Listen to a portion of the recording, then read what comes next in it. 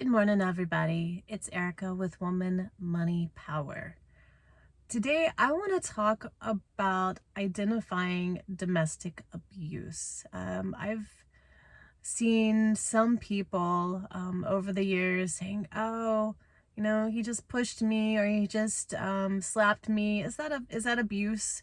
Like, I guess some people think that if it's really not that bad, if it's not worthy of going to the hospital over, if you're not bleeding, then they're not sure if it even counts. And I am here to tell you that it definitely does count.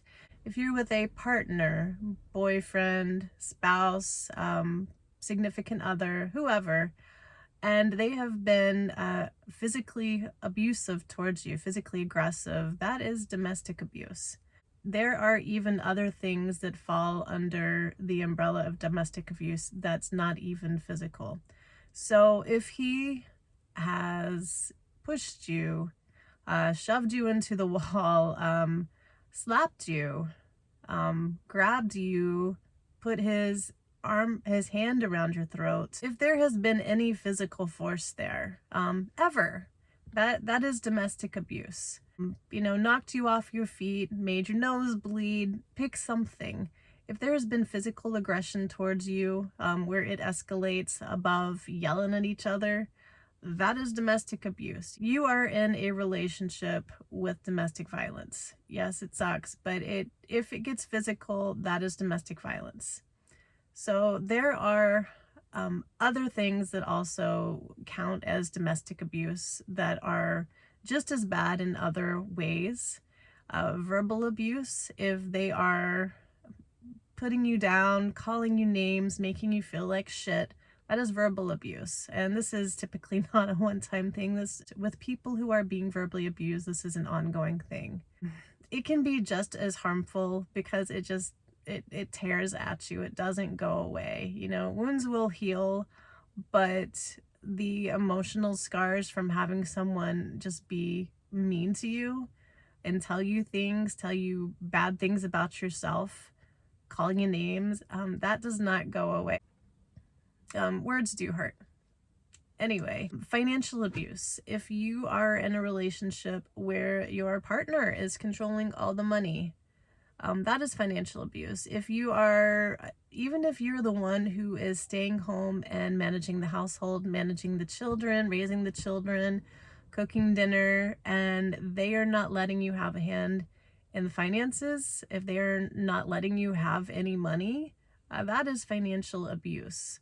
There are even situations where a woman may be working equally and have to put all of her money into a joint account and she's not allowed to touch it. Or if you're in a relationship where your partner is, giving you a very strict budget of grocery money and nothing else each week and wants, accountability for every dollar spent, that is financial abuse. You need to, yes, granted, there should be a joint account for bills or housing or whatever, and that should just be set aside, but you do need to have access to some money so that you feel like you have some control, be it grocery money, gas money, money for kids stuff, money so you can go buy yourself a new pair of shoes, whatever.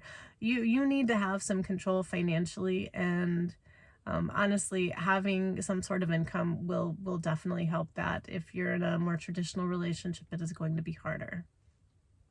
Emotional abuse falls right under the verbal abuse. If you have somebody tearing you down on the regular, it just really impacts your self-esteem and makes you feel horrible about yourself. That is emotional abuse.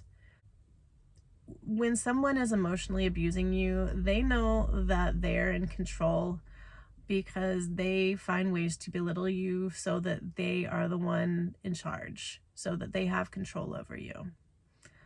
If you have a partner who is alienating you from family and friends, that is a trademark sign of domestic abuse. If you have somebody who has moved you away from your family and friends, or who doesn't want you to go see your parents, your siblings, your friends, doesn't want you to hang out with anybody except for them, even if they claim to just need you all the time. That is isolation. That is very unhealthy.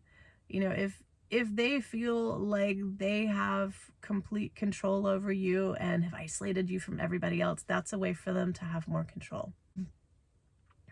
Obviously, any form of domestic abuse is bad. All of these I've mentioned are very big red flags to get the hell out of the relationship if they're being physically abusive, verbally abusive, emotionally abusive, financially abusive, all of that. None of that is good. Please take action. Find a better situation for yourself. Get out of there as soon as you can. This is Erica with Woman Money Power. I hope this video was helpful to you. I'll talk to you soon. Bye.